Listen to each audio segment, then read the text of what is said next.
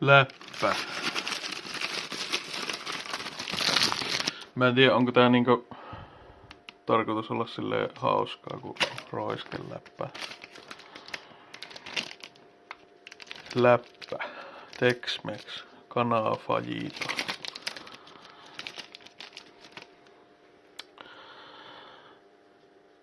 Tää on ihan vitun masentavan näköinen ainakin.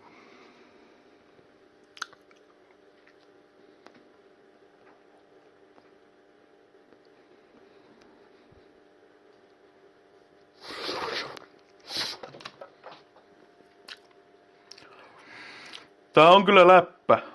Tää on ihan vitun läppä tää koko juttu.